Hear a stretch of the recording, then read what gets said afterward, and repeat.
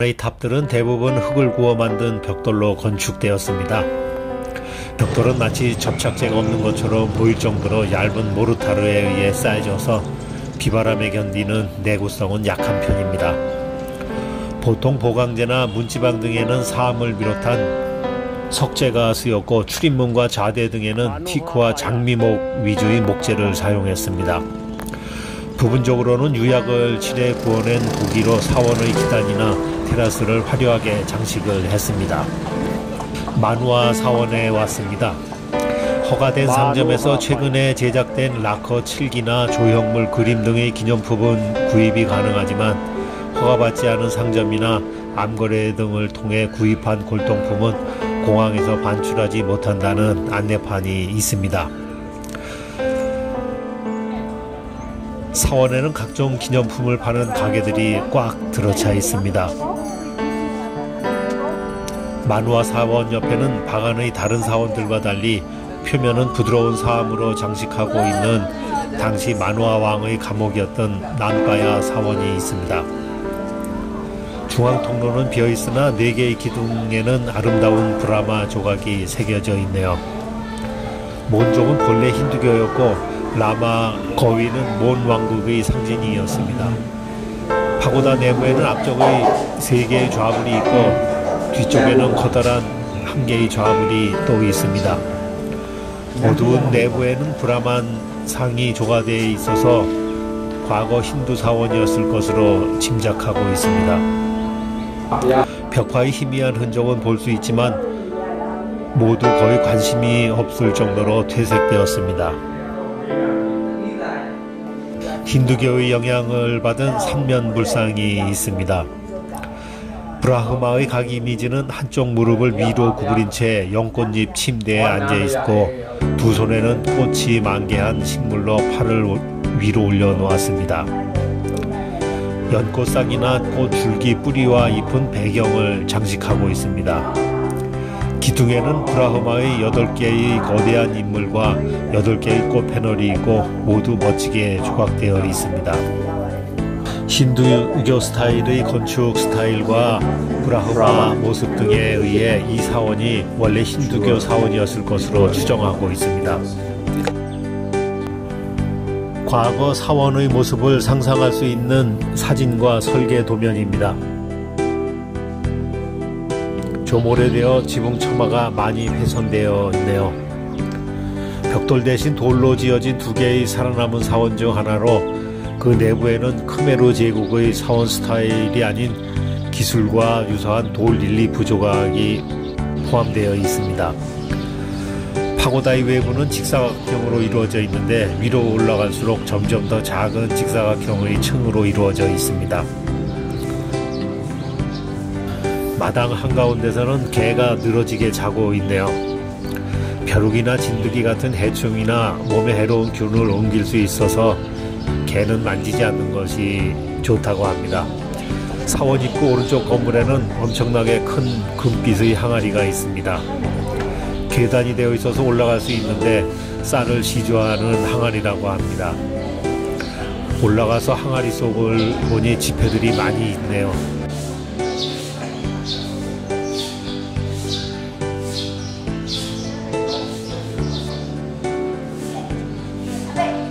한 여성이 계단을 올라가서 돈을 내려오고 있습니다.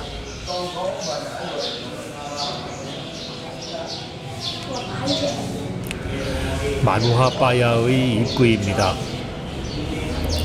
미얀마 남부 몽 왕국의 만우아 왕은 당시 바간의 왕 아누라타가 불경을 요구했으나 거절한 탓에 나라를 빼앗겨서 포로로 잡혀왔다가 겨우 풀려난 후에 노예가 돼서 1059년에 이 사원을 건립했다고 합니다.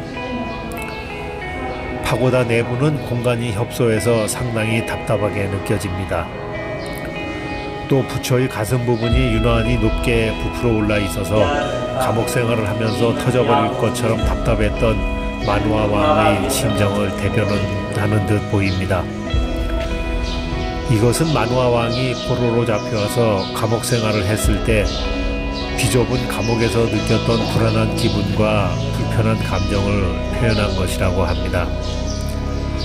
만화 왕이 국가가 망하고 남의 나라에 포로로 잡혀와서 감옥생을 한다는 것이 큰 괴로움이었음을 알 수 있게 해줍니다.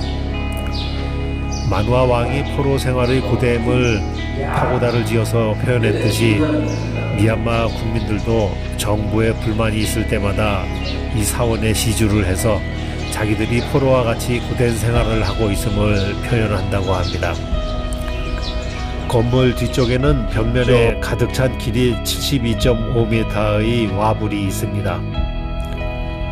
와불상의 얼굴에는 미소가 서려 있는데 이것은 죽음만이 모든 고통으로부터 해방되는 길임을 의미하고 있다고 합니다. 옆으로 누운 와불상의 경우 왼발과 오른발이 나란히 놓여져 있으면 부처님의 열반상이고 두 발이 엇갈려 있으면 부처님이 휴식을 취하고 있는 상이라고 합니다. 벽화 등이 예술성이나 특별한 건축미가 없는 사원임에도 여행객이나 현지인들이 이곳을 많이 찾는 이유는 건물을 가득 채우고 있는 이 불상과 와불의 특이함 때문인 듯 합니다. 이곳은 낮사당입니다. 금색으로 칠한 곳에 뜨난다리입니다. 뜨난다리는 원래 힌두의 브라흐마 신의 부인으로 지혜의 신인 사라스바티이지만은 미얀마에서는 지혜를 상징하는 낫이 되었다고 합니다. 음악과 교육을 담당하고 있기도 하지요. 지식과 학문의 교육을 비롯해서 생식과 번영을 주관하는 여시인입니다. 아름다움을 표상으로 거위를 타고 다닌다고 합니다. 장수와 행복을 기원하는 특별기도 시주자 명단도 걸려있네요. 올드바간과 뉴바간 사이에 수공예품을 만드는 공방들이 있는 밍카바 마을에 왔습니다.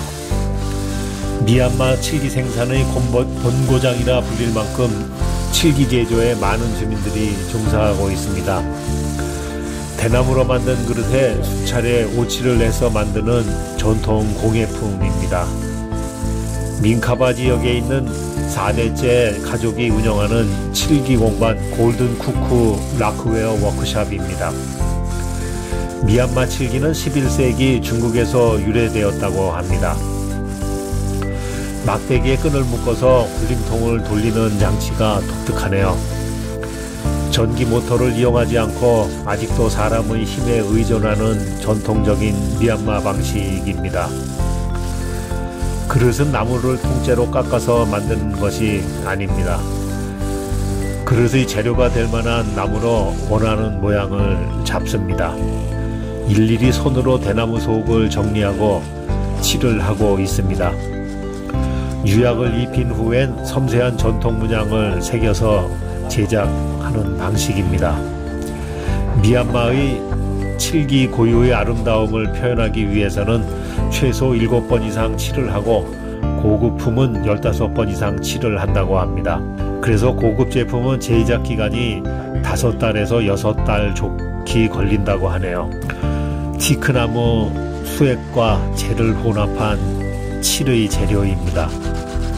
미얀마에서는 색임 기법을 이용한 윤대라고 하는 독특한 전통 칠기 제작 기법이 유명합니다.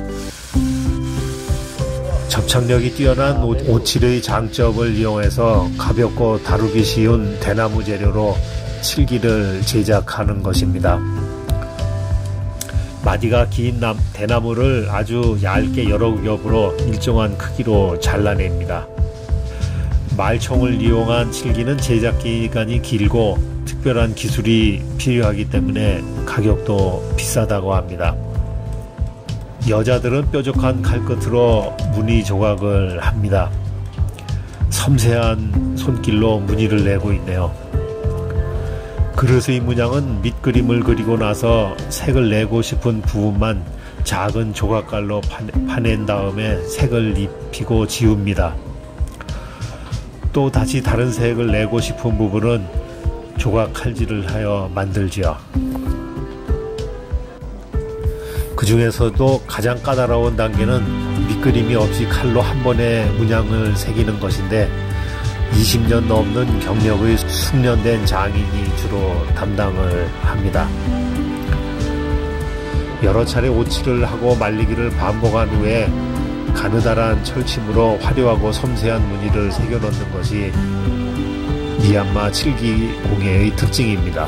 칠을 녹이는 작업을 하고 있네요. 칠나무의 수액은 강한 접착성을 가지고 있다고 합니다. 오칠을 하는 과정에서 사용하는 멀구슬나무의 진액인 떠요를 만듭니다. 이 액을 진하게 끓여서 골회나 소똥, 결을 태운 재를 각 공방마다 비법대로 비율을 섞어서 유약을 만들어낸다고 합니다. 좋은 칠기를 생산하기 위해서 건조실에 보관을 합니다. 건조에는 7일 내지 10일 정도가 걸립니다. 건조실은 변형을 방지하기 위해 적당한 습도를 유지해야 한다고 합니다.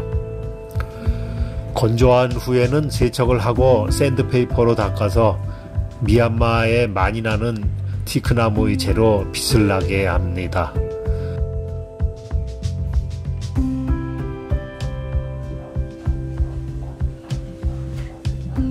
윤기나는 검정색이 고급품입니다.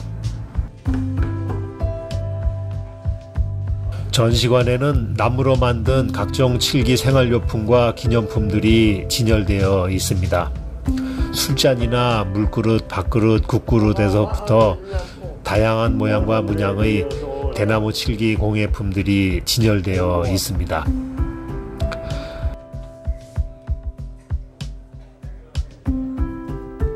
이 제품들은 50년 이상 쓸 수 있다고 하네요. 수은 진사로 여러 가지 색깔을 낸다고 합니다. 금박을 입히는 쉐저화 기법은 16세기 중반 태국에서 유입되었는데 사원의 출입구나 경전틀, 경전 보관함 등을 장식하는 데 이용됩니다. 인터넷에서 집에서 사용해 본 사람의 후기를 보니 그릇에서 냄새가 좀 난다고 하네요. 아, 대나무 껍질을 동그랗게 한 거예요? 대나무는 치인주의 숲에서 생산된 것을 바강까지 배로 수선해 온다고 합니다. 대나무를 한 줄씩 동그랗게 말아서 층층이 형태를 만들어 올리는 시범을 보여주고 있습니다. 가격이 미얀마 물가를 생각하면 저렴한 편은 아니지만 제작 과정과 기간을 생각하면 그리 비싼 것만도 아니라는 느낌이 듭니다. 담뱃불을 칠기에 갖다 지지네요. 미얀마 칠기는 불에 강해서 타거나 변함이 없다는 것을 직접 시범을 보여주고 있습니다. 담뱃불로 쟁반을 지진 후에 손으로 문지르니 말짱하네요. 미아 제디 파고다입니다. 낮고 둥근 테라스와 길쭉한 종 모양은 바간의 몬족 불교가 전해지기 전이라는 것을 보여주고 있습니다. 이복형인 왕을 살해하고 왕이 된 아나우라타 왕이 1044년에 지었습니다. 사면으로 된 비석에 빨리오, 몬조고, 뾰조고, 미얀마어로 새겨놓은 미얀마 최초의 미아 제디 비문이 1911년에 발견되어 미얀마어 연구와 고고학적으로 중요한 파고다입니다. 사원은 기부금을 받아 하얗게 칠을 하고 금박을 입힌 스투파로 복원이 되었습니다. 내부의 비문은 모조품이고 진품은 바간 박물관에 있다고 합니다. 바간에는 그림을 그려 파는 사람들이 많이 있죠. 색을 들인 고운 모래를 이용해 무명 천위의 바간 지역의 여러 파고다와 사원을 비롯해 미얀마 스님들의 모습이나 유명한 불상 등을 그립니다. 그림 자체의 수준은 그리 높아 보이지 않지만 화려한 색감과 정교함은 미얀마 사람들의 손기술을 보여줍니다.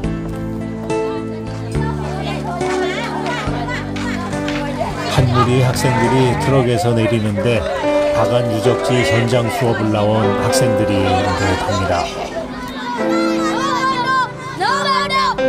바간의 초등학교 운동장에서 야외 수업을 하고 있네요. 아이들이 비디오를 찍으니 뭐라고 소리치며 좋아합니다. 선생님에게 불려간 아이의 얼굴은 하얗게 다나카치를 했네요. 운동장은 번기여서 메마른 흙바닥이고 큰 나무 그늘 아래에서 수업을 하는 모습을 보니 옛날 60, 70년대의 우리나라 시골 학교 모습을 떠오르게 합니다. 10년 전인 2012년에는 대부분의 탑들을 꼭대기까지 올라갈 수 있었으나 2016년 3월부터는 바간에서 탑 꼭대기에 올라가는 것이 공식적으로 금지되어 있다고 합니다.